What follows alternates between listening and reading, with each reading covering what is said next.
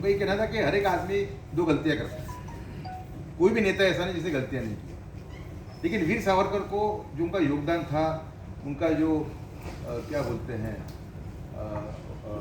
मतलब उनकी जो सेक्रीफाइस थी देश के लिए, उसको बराबर उनको इनाम नहीं मिला जीवन में, ऐसा वो कहा करते हैं। तो मैंने जब उनको पढ़ना शुरू किया तो पहली बात मेरे नज़र पे जो लगी, बड़ी इंपॉर्टेंट बात है ये, क्योंकि वीर सावरकर पर एक डिबेट शुरू है, मेरी किताब आई है, किताब पे वैसे डिबेट और भी ज़्यादा आगे बढ़ चुकी है, कि सावरकर का जो हिंदुत्व है वो है बिन शर्ती राष्ट्रवाद, मतलब नेशनल विदाउट कॉम्प्रोमाइज, कोई भी कॉम्प्रोमाइज बगैर का राष्ट्रवाद, वो ही हिंदुत्व है।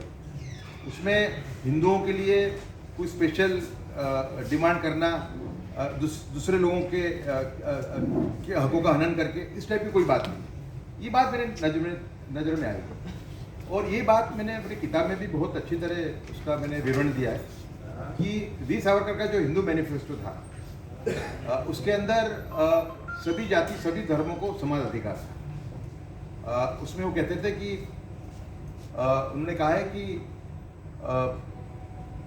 सभी जाति सभी धर्मों को समान अधिकार मिलेगा। फिर एक स्टेप और आगे जाते हैं और कहते हैं कि जो धार्मिक माइनॉरिटीज़ हैं उनकी पूजा अर्चना में कोई बाधा डालता है तो जो स्टेट है वो उसको प्रोटेक्ट करेगा। लेकिन थर्ड प्लेस पे वार्निंग देते हैं वो कि भारतवर्ष में, आज़ाद भारत में अल्पसंख्यक वर्ग के नाम पे the nation will not allow creation of a nation with in a nation in the name of minorities. राष्ट्र के अंदर राष्ट्र के नाम पे दूसरा राष्ट्र बनने की अनुमति नहीं देगा अल्पसंख्यकवाद के नाम पे। The nation will not allow creation of a nation with in nation in the name of religious minorities. मैं मानता हूँ कि भारत की जो स्टोरी है उसमें देखा जाए तो देखिए, मुसलमान भाइयों को उनके कहने पे पाकिस्तान दे दिया गया। उसके बाद में भी अगर समान अधिकार का अगर वातावरण न हो तो वो एक तरीके से नाइंसाफी है देश के साथ में, और देश की जो बहु प्रजा है उसके साथ जो मेजोरिटी का भी, उसकी वजह से जो ये जो पॉलिसीज चली तुष्टिकरण की, उससे मैं मानता हूँ कि मुसलमान कम्युनिटी को बड़ा नुकसान है। क्योंकि मुसलमान कम्युनिटी में एक बड़ा वर्ग है जो मुख्य धारा में रहना चाहता है, लेकिन उनका लेबलिंग ऐसा हो गया है कि लोग हिंदुओं को ये लगता है कि सभी ये राष्ट्रवादी हैं या ये कुछ न कुछ मांगा करते हैं। लेकिन जब मैं मिलता हूँ मुसलमान कम्युनिटी के बीच में घूमता हूँ तो मुझे ऐसे कई लोग मिलते हैं कि जो मुख्य धारा में रहना चाहते हैं। तो वीर सावरकर की जो आइडियोलॉजी थी उसमें ऐसे लोगों के लिए पूरी जगह थी। जब 1938 के अंदर वीर सावरकर, ये सब ब्यौरा मेरी किताब में है, 1938 में जब वीर सावरकर लाहौर गए हिंदू महासभा के अध्यक्ष के रूप में, उस टाइम पे उनसे पूछा गया पत्रकारों द्वारा कि आप और जिन्ना देश को धर्म के आधार पर तोड़ने पे क्यों तुले हो। उस टाइम पे जो उन्हें जवाब दिया वो गौर करने लायक। उन्हें कहा कि मैं और जिन्ना एक ही पर वाले पक्षी नहीं है।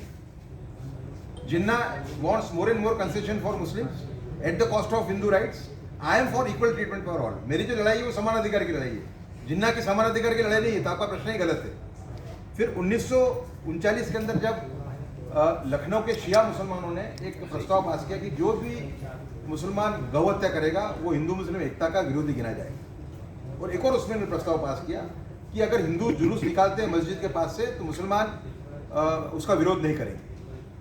तो सावरकर ने जो पढ़ा पेपर में, तो वीर सावरकर ने एक स्टेटमेंट इशू किया कि मुसलमानों की तरफ से ऐसे जेन्युइन गेस्चर्स आते रहेंगे तो हिंदू मुस्लिम एकता मुमकिन है। और साथ में एक लेटर लिखा उनको, शिया मुसलमानों को, कि मैं आपकी ये दो प्रस्ताव अपने पास किए हैं उसकी मैं उसका मैं स्वागत करता हूं।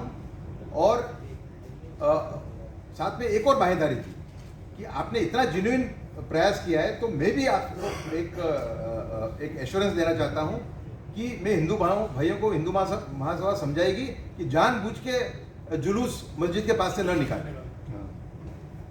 तो सावरकर की जो लड़ाई थी वो मुस्लिम तुष्टिकरण के सामने थी, वो लड़ाई कट्टरवादी मुसलमानों के सामने थी, वो मुसलमान कम्युनिटी के सामने नहीं थी। ऐसा हमने प्रयास किया है तथ्य के आधार पर प्रूव करने का।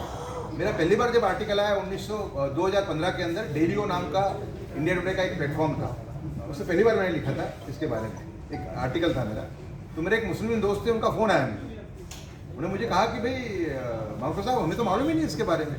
तो ऐसी कई चीज़ें हैं जो भ्रांतियाँ हैं, उसको दूर करने का प्रयास किया अपन। तो दूसरा कि जो मुस्लिम तुष्टिकरण, भारत का जो विभाजन हुआ, उसके 2-3 मेन फैक्टर थे। एक था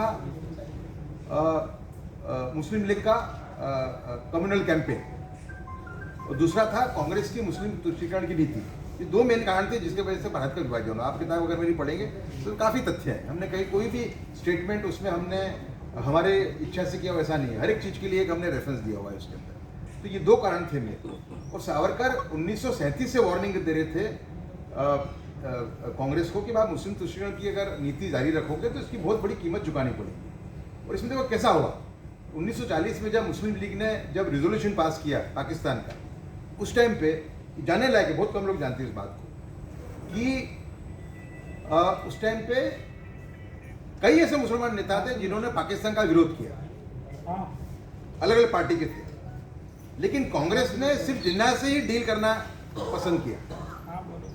तो जिन्ना का जो कद है वो बढ़ता गया और दूसरे नेताओं का जो कद था वो घटता गया, और आखिर में उनको भी पाकिस्तान के डिमांड पे आना पड़ा अपनी नेतागिरी बचाने के लिए।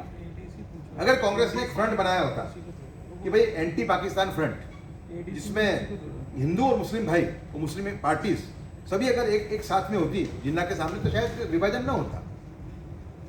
दूसरा हमने कहा है इस किताब के अंदर कि जो सावरकर एक महान भविष्यवक्ता थे। गए 70 साल में जितनी भी राष्ट्रीय सुरक्षा के संदर्भ में भारत पे जो भी आपत्तियां आई, उन सभी की भविष्यवाणी उन्होंने आज से 60 से 80 साल पहले कर दी। जैसे कि चाइना 1954 में जब 1954 के अंदर जब जवाहरलाल नेहरू एक मंत्र लेके आए जिसको बोलते हैं पंचशील।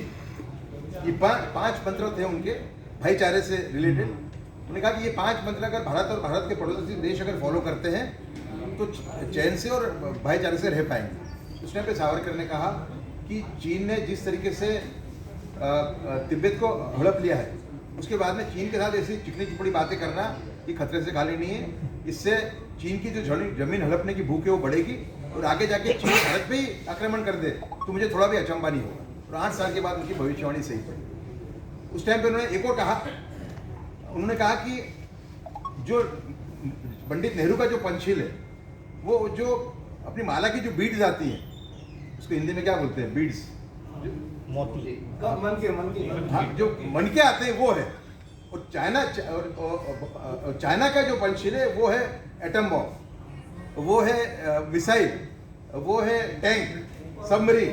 ऐसा उन्होंने स्टेटमेंट दिया। उस टाइम पे भारत की युवा पीढ़ी को उन्होंने उस टाइम पे एक मैसेज दिया था कि मिलिट्री स्ट्रेंथ जो है वो ही आखिर में देश की ग्रेटनेस को डिसाइड करती है।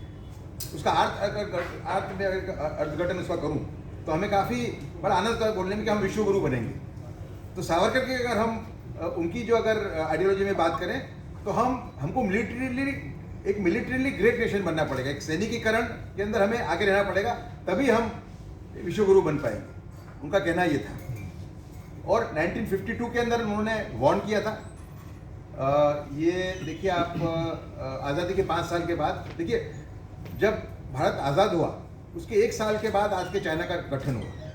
और उस टाइम पे चाइना सैनिकी रूप से और इकोनॉमिक रूप से भारत से बहुत ज़्यादा वीक था।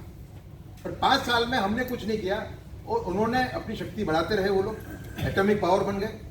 और सावरकर जी ने इसका 1952 में ये स्टेटमेंट इशू किया उन्होंने कि चाइना आगे बढ़ चुका है, कुछ करो नहीं तो हमारी खराब हालत होगी। और 10 साल के बाद की बात सही। तो कुल मिला के सावरकर एक महान भविष्यवक्ता थे। और किताब की चर्चा इसलिए मैं ज़्यादा कर रहा हूँ कि वो अभी रिलीज़ हुई है। माननीय मोहन जी भागवत ने इसको रिलीज़ की थी किताब को, और राजनाथ सिंह जी ने। और इसके जो विमोचन कार्यक्रम पूरे देश में हो रहे हैं, यूपी में है, बंगाल में हम सोच रहे हैं गुवाहाटी में करेंगे। और ये एक नई दिशा दिखाने वाली किताब होगी देश के लिए। तो बस इतना मैं आपसे शेयर करना चाह रहा था। आप कहिए।